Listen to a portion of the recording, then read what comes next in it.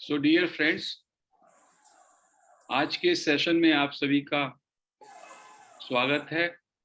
कल हमने who am आई, मैं कौन हूँ, इस पे एक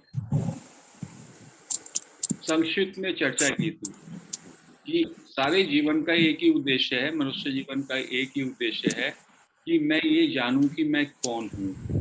और चूंकि मैं अपने गलत परिचय से संबद्ध रहता हूँ, उस अपने गलत परिचय के मैं पूरे जीवन दुखी रहता हूँ और मैं आनंद जो मैं चाहता हूँ वो आनंद मेरे जीवन में नहीं आता। यदि मुझे अपना सही परिचय मिल जाए, यदि मुझे अपना सही परिचय की जानकारी हो जाए कि मैं कौन हूँ, तो मुझे लगेगा मैं तो अनंत हूँ, मैं तो अजन्मा हूँ, मैं तो शाश्वत हूँ, मैं तो स्वयं भगवान हूँ, मैं तो आनंद से परिपूर्ण हूँ। तो अभी मैं गलती के कारण या अज्ञान के कारण अपने को एक सीमाओं में बंधा हुआ शरीर, जिसका जन्म हुआ और जो कुछ समय बाद, कुछ सालों बाद जिसकी मृत्यु होगी, और शरीर को चूंकि मैं मानता हूं कि मैं शरीर हूं, तो शरीर से जो भी संबद्ध वस्तुएं हैं, साधन सामग्री है, रिश्ते हैं, परिजन है, परिचय मान लिया है। और जब गलत परिचय के कारण मेरे शरीर, मेरे विचार, मेरे सगे संबंधी, मेरी साधन सामग्री, उसमें कुछ भी अनुकूल या प्रतिकूल होता है, तो मुझको उससे संताप होता है, उससे दुख होता है कि मेरा ह्रास हो रहा है, मेरी चीजें छिन रही हैं, मेरी बॉडी में रोग आ रहा है। तो ये सारे के सारे जो दुख हैं, आप कोई भी दुख अपना लेकर के देखें जीवन में, हमारा सारा दुख, हमारी सारी चिंताएं वो शरीर से को लेकर के हैं, शरीर और मन को लेकर के। और चूंकि हम शरीर को अपना मानते हैं, तो हम अपने मकान है, हमारी गाड़ी है, हमारा व्यापार है, हमारा संबंधी है, हमारे धन है, वो सब हमारा आ जाता है। लेकिन संतों ने हमको बताया, वेदों ने हमको बताया, उपनिषद ने हमको बताया कि ये आपका परिचय नहीं है, ये तो एक ईगो नाम की, एक अहंकार की, जो अहंकार स्वरूप, जो एक ईगो आ जाता है हमारा, जिससे हम अपने को सेपरेट पर्सनैलिटी, एक अलग व्यक्तित्व मान लेते हैं, एक इंडिविजुअलिटी मान लेते हैं, और उसका एक प्रोफाइल, एक मन में उसकी एक इमेज कर लेते हैं। मेरा ये नाम है, मैंने यहाँ पे जन्म लिया, ये काम किया, ये अचीवमेंट्स किए, ये पैसा कमाया, वगैरह वगैरह, ये सारे का सारा एक तरीके से हमने एक काल्पनिक पुतला बना लिया ईगो के कारण। और उस पुतले को, उस काल्पनिक सत्ता को असलियत मान करके मैंने अपना दायरा बहुत ही सीमित, अभावयुक्त, बहुत अनित्य कर लिया। जबकि मेरा वास्तविक स्वरूप नित्य है, शाश्वत है, परिपूर्ण है, सच्चित आनंद है, जिसका ना कभी जन्म हुआ, ना कभी मृत्यु होगी। तो ये जो मेरा असली परिचय है, यदि मैं कौन हूं कि क्वेश्चन के द्वारा, मैं कौन हूं, इस प्रक्रिया के द्वारा यदि मैं अपने सच्चे परिचय से बोध हो जाऊं, सच्चे परिचय को अनुभव कर लूं, तो मुझे ज्ञात होगा मैं तो स्वयं भगवान हूं। आई एम दी सेल्फ, मैं आत्मा हूं, चैतन्य हूं, मैं कूटस्थ हूँ, जो अष्टावक्र गीता में इतनी सारी बातें लिखी हुई हैं, या विवेक चूड़ामणि में भी है, वो सारी की सारी बातें, बुद्ध ने भी वही बात कही, महावीर ने भी वही कही, अद्वैत वेदांत में भी ये कही गई है कि हमारा जो रियल स्वरूप है वो तो अनंत है, असीम है, आनंदमय है, परिपूर्ण है। इसी चीज को जानने के लिए पहले भी वेदांत में ये बताया गया कि आप पूरे समय अध्ययन, मनन और चिंतन करें। और चिंतन क्या करें? अहम ब्रह्मास्मि, मैं ब्रह्मन हूं। अयम आत्मा, मैं आत्मा हूं। अयम चेतना, मैं चेतना हूं। तो एक तरीका तो ऐसा निकाला हमारे पहले के साधु संतों ने, गुरु भगवंतों ने, कि आप किसी बात का पूरा लगातार चिंतन करते रहो। अहम ब्रह्मास्मि, मैं ब्रह्मन हूं। इसी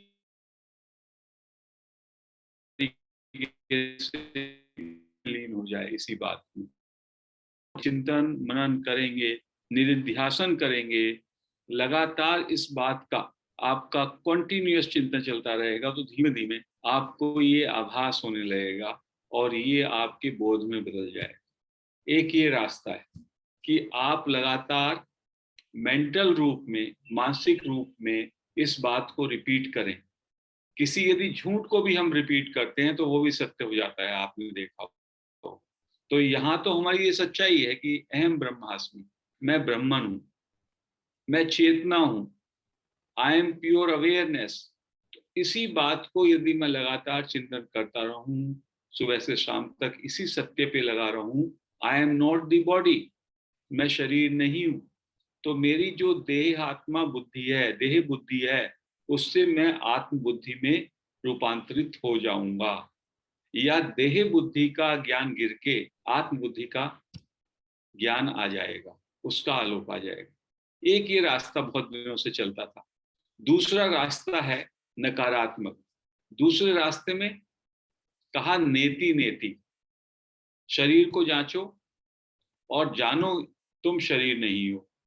ये तो हम सभी जानते हैं, जब हम नींद में होते हैं तब भी हमारा शरीर पूरा डिस्कनेक्ट होता है, और जब मृत्यु हो जाती है तब शरीर वैसे का वैसे ही पड़ा रह जाता है और वो निर्जीव होता है। तो इससे क्लियर है कि मैं शरीर नहीं हूं। मन, मेरे विचार लगातार बदल रहे हैं। जो बचपन में मेरे विचार थे, आज उन विचारों में कितना फर्क है। कल ही जो मेरे विचार थे, कल ही जो मेरे बिलीफ सिस्टम थे, कल ही जो मेरे इमोशंस थे, उसमें और आज ही फर्क है।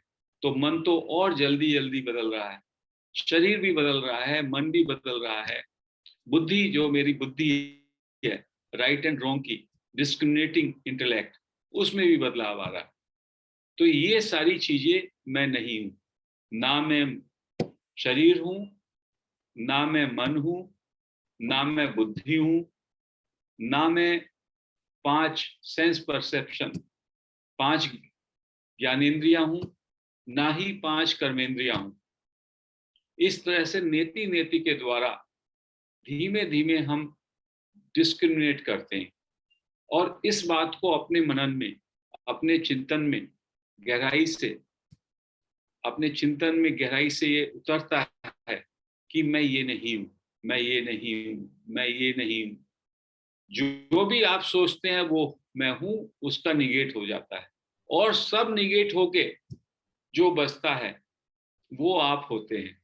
दैट इज प्योर अवेयरनेस, चैतन्य, चेतना मात्र आप हैं, कॉन्शियसनेस मात्र आप हैं। ये एक दूसरा तरीका था। और तीसरा और बड़ा ही उत्कृष्ट तरीका जो रमन महर्षि ने हमें दिया, वो है सेल्फ इंक्वायरी का। हु एम आई, कि आप जो है अपना अन्वेषण करो, अपनी जांच करो, अपने अंदर जाओ, पूछो कि मैं कौन हूं, हु एम आई। और ये जो प्रक्रिया है सेल्फ इंक्वायरी की, इसको उन्होंने नाम दिया आत्मविचार, इंग्लिश में कहते हैं सेल्फ इंक्वायरी। ये सेल्फ इंक्वायरी की पद्धति रमन महर्षि, जो कि तिरुवन्नमलाई के संत थे, उससे पहले इस तरीके से उसका प्रचार प्रसार नहीं हुआ था।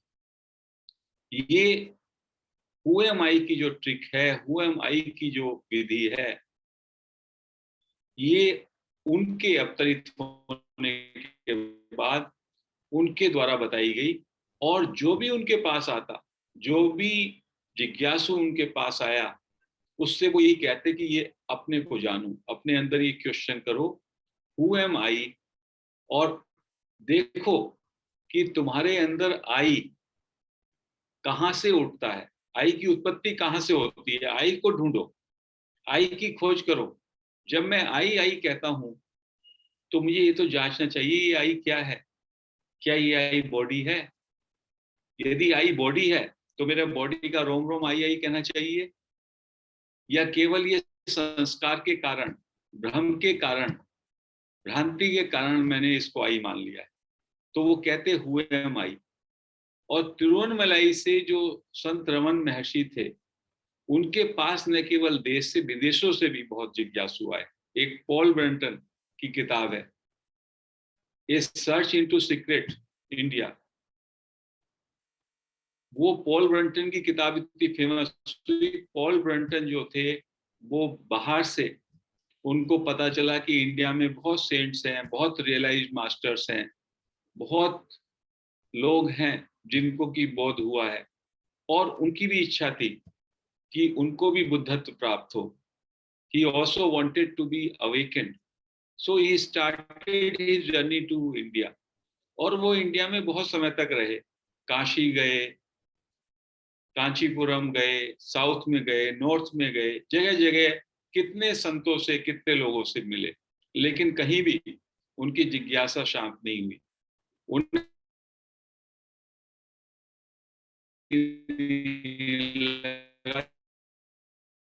कि उस या उसको बोलता है या वो दूसरे को बोध करा सकता है। उसके बाद जब उनका का समय आया, तब उनको किसी ने कहा कि आप जाने से पहले एक बार तिरुवन्नमलाई में रमन महर्षि से मिलिए। तो वो रमन महर्षि के पास गए, और उनका तो जाने का टाइम था 2 दिन बाद। फिर जब वो उनसे मिले, ऐसा, I got a saint, I got a sage for whom I was looking। और फिर उन्होंने अपना स्टे बढ़ाया, और उस स्टे में उनको बोध हुआ। He got awakened through this practice of who am I, self inquiry की प्रैक्टिस से। और जो ये संत हैं, ये संत तो अभी रिसेंटली हुए हैं, जैसे रामकृष्ण परमहंस रिसेंटली हुए हैं, ऐसी रमन महर्षि हुए हैं।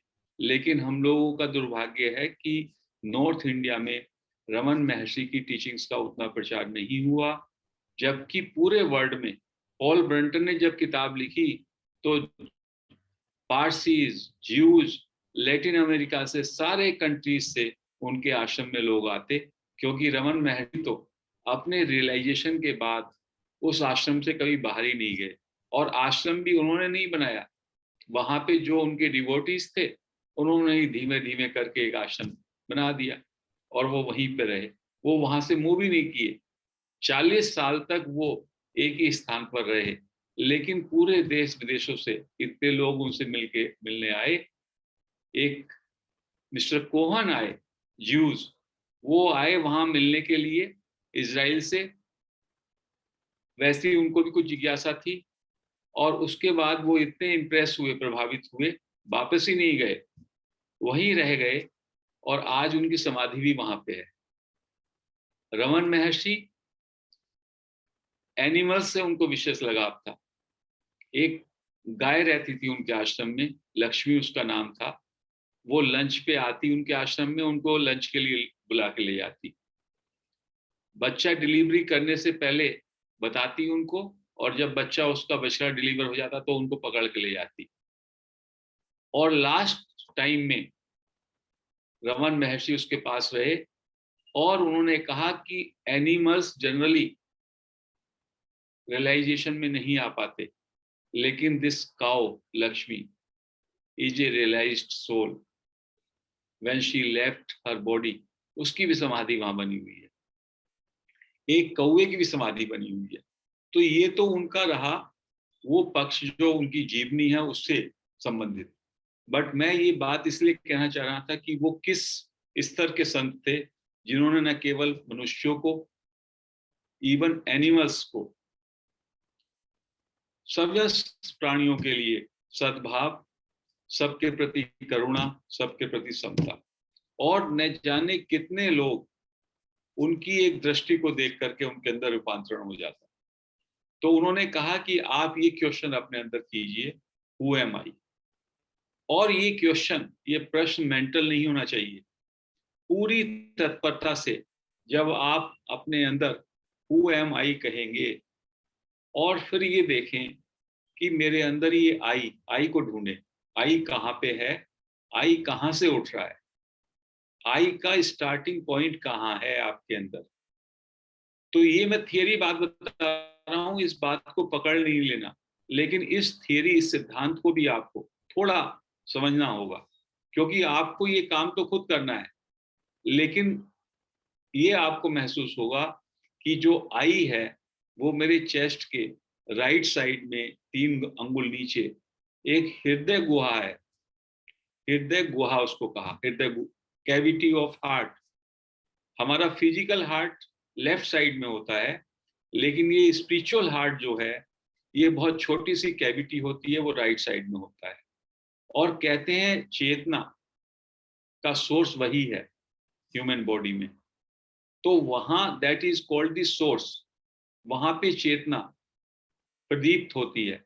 और उससे जब हम जागते हैं सुबह को, तो आई, ईगो वाला आई, माइंड वाला आई, सेपरेट पर्सनैलिटी वाला आई, इसका निर्माण होता है। वहां से जैसे ही मैं उठा, जब तक मैं सो रहा हूं तब तक ये आई नहीं है। सोने में मेरे अंदर ये sense of I, sense of ego कि मैं एक सेपरेट हूं, वो नहीं है। बट जैसे ही मैं उठता हूं तो ये मैं का निर्माण होता है। ये मैं, ego and mind, they are all the same. मन, अहंकार और ये आई, तीनों एक ही चीज है महर्षि की शब्दावली में। और जैसे ये आई का निर्माण होता है, फिर ये आई बाहर की तरफ बहिर्मुखी होता है।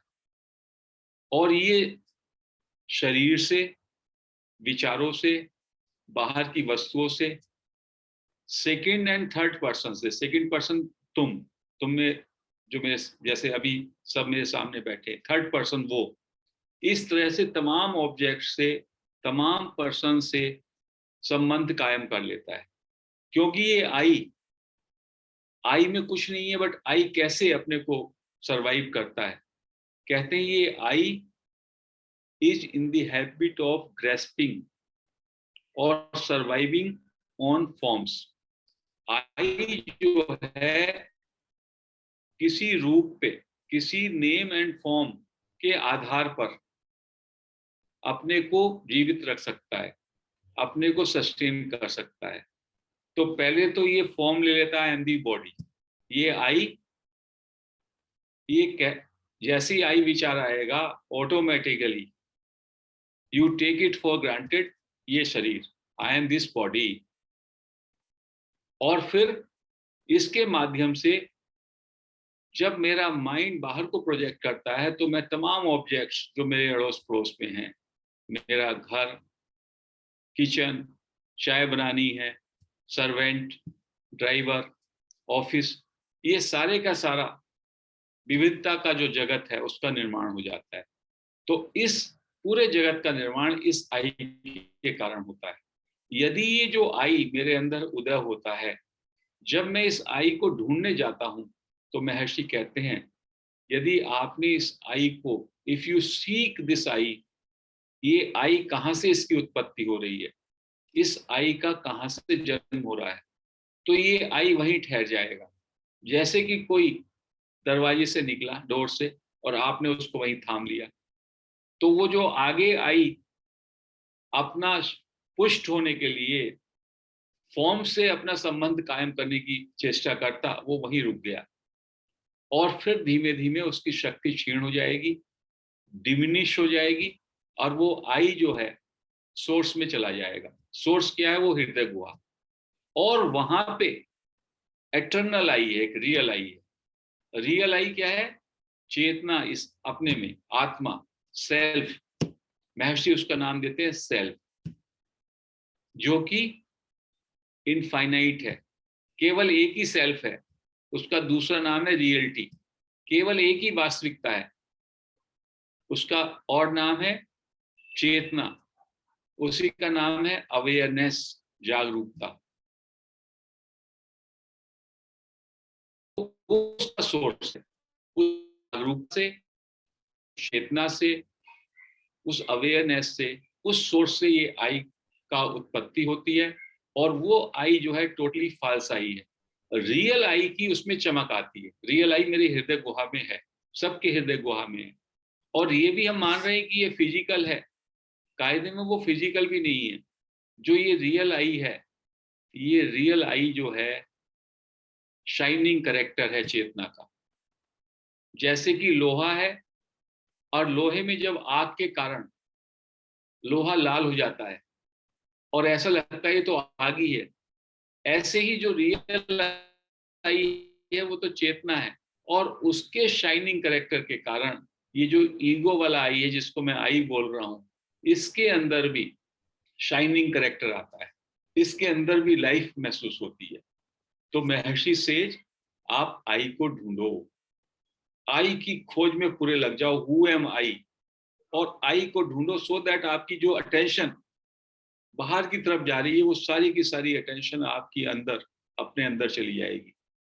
आप खोजोगे, आई को खोजते रहोगे, बीच में फिर से विचार आएंगे, क्योंकि हमारा माइंड तो रेस्टलेस है। विचार जब आएंगे तो आपको ये पूछना है, ये क्वेश्चन करना है, इसको अच्छी तरह समझिए। This is the self inquiry. अपने से ये क्वेश्चन पूछे, ये विचार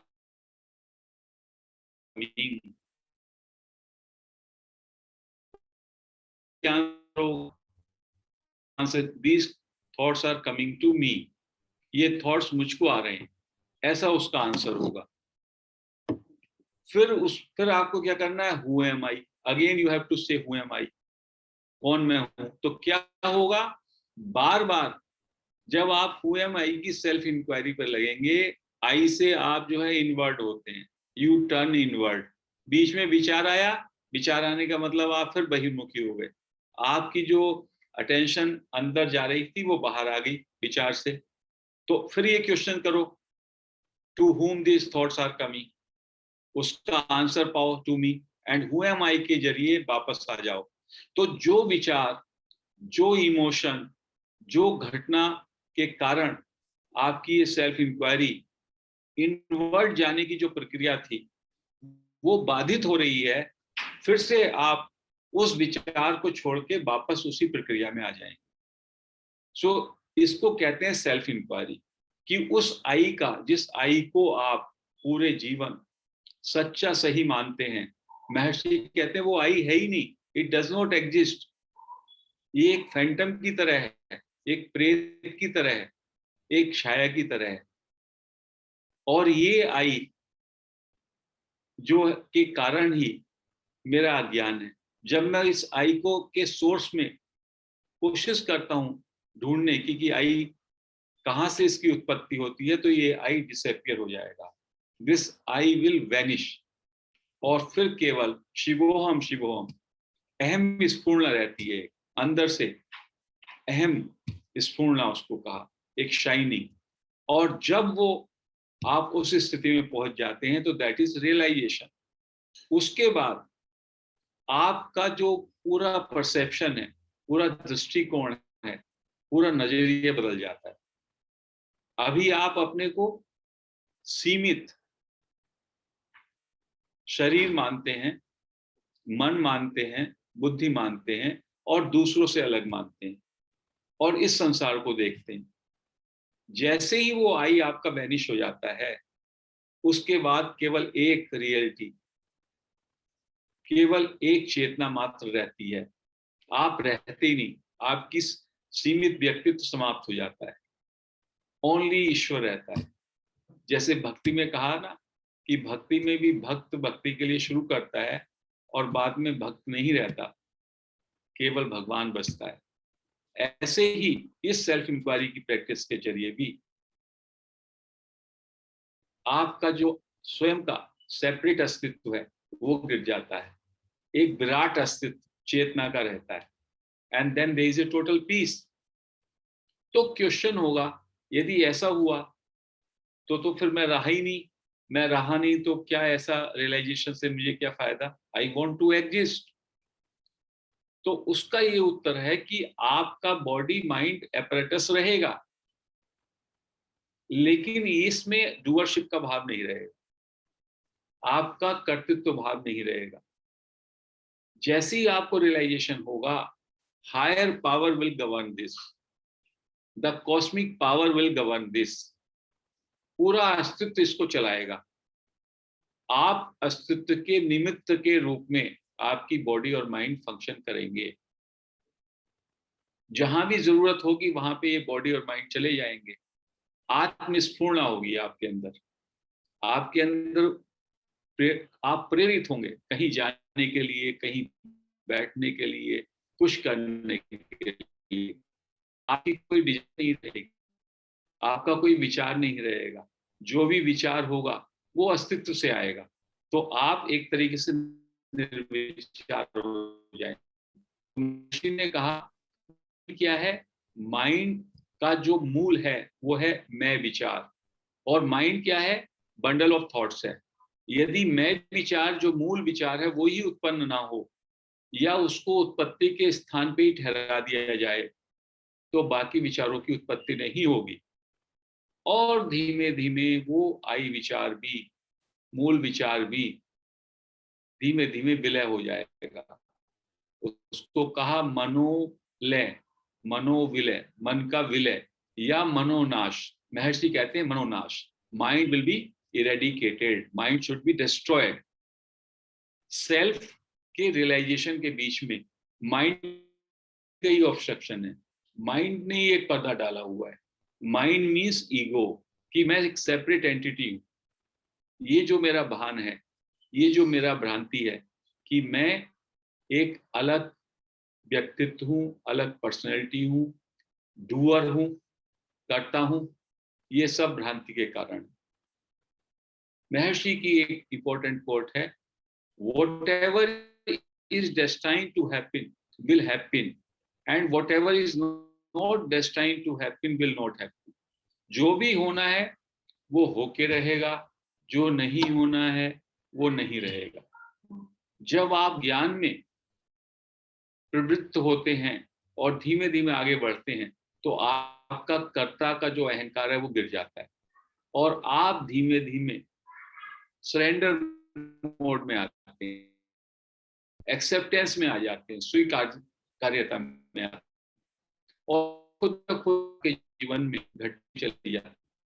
जैसे कि धारा बह रही है ऐसे जीवन बहता है, और आपको अनुकूल और प्रतिकूल का कोई फर्क नहीं पड़ता, क्योंकि जो ये अनुकूल प्रतिकूल है, लाभ और हानि है, भाव और अभाव है, ये तभी तक आपको संताप करता है, विषाद देता है, जब तक आप अपने को शरीर मानते हैं, आपको सीमित सत्ता का व्यक्ति मानते हैं। और जब आपका ये भ्रम टूट जाता है कि आप शरीर नहीं है, आप तो अनंत, अनादि, अजन्मा, शाश्वत चेतना है, आत्मा है, रियलिटी है, तो फिर आपको कैसा दुख, आप केवल साक्षी भाव में आ जाते हैं। तो हु एम आई की जरिए, हु एम आई की प्रैक्टिस के जरिए, ये आपको धीमे धीमे सेल्फ इंक्वायरी की प्रैक्टिस के जरिए ये शुरू होता है कि आप अपनी आई में अटेंशन देंगे। शुरू में जब आप इस प्रैक्टिस को करेंगे, ये प्रैक्टिस काफी मुश्किल होती है, क्योंकि हमारे मन में, मन क्या है हमारा मन, जन्मों से सटिल बॉडी में हमारी वासनाएं हैं, बहुत सारी इच्छाएं हैं, कूट कूट के, और उन इच्छाओं के हिसाब से, राग और द्वेष के विचारों से बार बार कुछ ना कुछ विचार आते रहते हैं। हमने न जाने कितने संकल्प इकट्ठे किए हैं जन्मों से, वो सबका संकलन ही माइंड में है, और उन्हीं लेटेंट टेंडेंसीज के कारण हमारे मन में विचार उठते हैं। और जब मैं आई को ढूंढता हूं अपने अंदर, मूल विचार को, तो ये विचार आके मुझे डिस्टर्ब करते हैं। मेरी अटेंशन आई पे पूरी तरह से एकाग्र नहीं हो पाती, वन पॉइंटेड नहीं हो पाती, मेरी अटेंशन खंडित रहती है। तो वो विचार आएंगे, तो उस विचार से हम जब ये कहेंगे ये विचार किसको आ रहा है, और उसका आंसर होगा ये मुझको आ रहा है, और फिर मैं कौन हूं, तो बार बार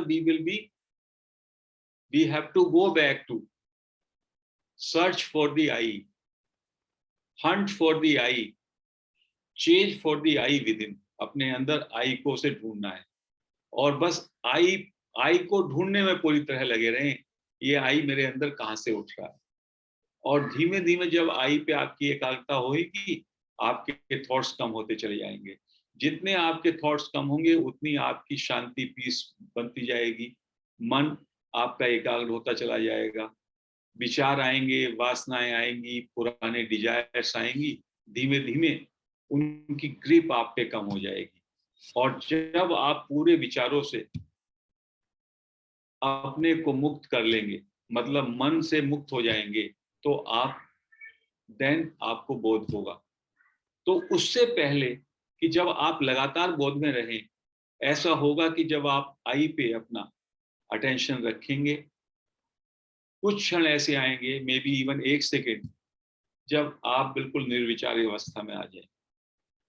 उस क्षण में आप जो है, आपको वो बोध होगा, थोड़ी ग्लिम्स या झांकी मिलेगी कि कितनी पीस है, कितने आनंद की स्थिति है, कितनी समता की स्थिति है। और फिर धीमे धीमे वो गहराएगा, और अल्टीमेटली हमेशा आपका मन पूरी तरीके से खत्म हो जाए ऐसी स्थिति आने में टाइम लगेगा, but right from the beginning ऐसा समय होगा जब आप देखेंगे कि आप अब आपकी अटेंशन आई पे टिकी हुई है थोड़े समय के लिए। जब आपकी अटेंशन आई पे टिकी रहेगी, you will be totally established, abiding in the root thought. तो इसमें क्या करना है, हमें हु एम आई अंदर क्वेश्चन करना है, मेंटली नहीं, केवल शुरू में ये मेंटल प्रक्रिया रहती है, बाद में ये पूरी प्रक्रिया हो जाती है। दूसरी तरीके से इसको कैसे कर सकते हैं, आई फीलिंग को महसूस करें अपने अंदर। आई की जब आप फील करते हैं कि आई की फीलिंग करते हैं, और ये फीलिंग कहाँ से उठ रही है, वहां भी अपनी अटेंशन ले जाएं। इस तरह से इसको किया जाता है। तो जितना आप इसको करेंगे, प्रैक्टिस को करेंगे, उस प्रैक्टिस से आपको धीमे धीमे इनवर्ट जाएंगे, आप अंतर्मुखी होंगे। अभी हमारा माइंड एक्सटर्नल है, और माइंड का तो काम ही है बहिर्मुखी होना। माइंड का तो काम है कि वो बाहर के ऑब्जेक्ट्स में, नेम्स एंड फॉर्म्स में उसको इंटरेस्ट आता है, क्योंकि यदि विचार नहीं तो मन नहीं, तो मन में कुछ ना कुछ विचार चलते ही रहता है। उन विचारों को सबको खत्म करना थ्रू सेल्फ इंक्वायरी, तब आपको बोध होता है। पातंजलि के योग सूत्र में कहा गया है चित्तवृत्ति निरोधा योगा, लेकिन रमन महर्षि करते हैं चित्तवृत्ति निरोधा, वो तो एक टेम्पररी चीज है। जैसे आप यदि स्टारवेशन में भी चले जाएं, उपवास में भी, तब भी आपका निरोध हो जाता है, क्योंकि मन जो है वो अन्न से चलता है। या कभी आप ट्रोमा में चले जाएं, तब भी आपके विचार नहीं रहते। लेकिन निरोध की स्थिति का मतलब ये नहीं कि निरोध परमानेंट हो गया। जैसे ही आप फिर से अपने प्रॉपर स्वरूप में आएंगे, फिर से वो विचार आ जाएंगे। तो महर्षि कहते हैं केवल एक ही तरीका है, दैट इज सेल्फ इंक्वायरी। इस आई को जानो, उस आई को जांचो, उस आई की खोज करो, उस आई को हंट करो अपने अंदर कि ये कहाँ से उत्पन्न हो रहा है। यदि आपने वहां पे अपने को एकाग्र कर दिया, धीमे धीमे this I will disappear, this I will vanish, and what remains is this self, चैतन्य आत्मा। इतना ही उसमें सेल्फ इंक्वायरी प्रैक्टिस में है। ये प्रैक्टिस आसान भी है और मुश्किल भी है। हमारा एक प्लेटफॉर्म है जिसपे हमारे साथ बहुत सारे सीकर्स 1.5-2 साल से उस प्रैक्टिस को कर रहे हैं, और उनके कुछ अपने अनुभव भी हैं। उनको कितना पीस हुआ है, कितना हुआ है, वो कभी हम उस पर शेयर भी करेंगे। और आप चाहेंगे तो आप भी उस सत्संग में जो 9 बजे होता है जुड़ सकते हैं। राजेश बहल जी भी उसमें जुड़े हुए हैं, वो लिंक दे देंगे। और जो बहुत सारी जो मेरी वीडियोज हैं on self inquiry, who am I, Hindi में, इंग्लिश में, जिसमें कि इसके सेल्फ इंक्वायरी के हमने बहुत तरीके से जो डिफरेंट डायमेंशंस हैं उनकी चर्चा की है, उनको भी आप सुन सकते हैं। आधा घंटे की है, कोई 40 मिनट की है, क्योंकि इसको जितना आप सुनेंगे उतना आपकी समझ में आएगा, और जितना समझ में आएगा फिर करेंगे, फिर वो इफेक्टिव होगा। क्योंकि जो ये सेल्फ इंक्वायरी है, it is not a simple meditation कि किसी पे आपने अपने श्वास पे लगा दिया या कहीं त्राटक कर दिया या दोनों भ्रुकुटियों के बीच में भ्रू मध्य में लगा लिया, ऐसा नहीं है। इसमें आपको एक आत्मविचार इसका नाम दिया, इसमें आपको एक चिंतन के माध्यम से आई को सजगता के साथ ढूंढना होता है। तो अभी मैं इस चर्चा को यहीं पे विराम देता हूँ। क्वेश्चन आंसर करेंगे पहले थोड़े, और फिर हम 15 मिनट के लिए 10 मिनट के लिए सेल्फ इंक्वायरी का प्रैक्टिस भी करेंगे।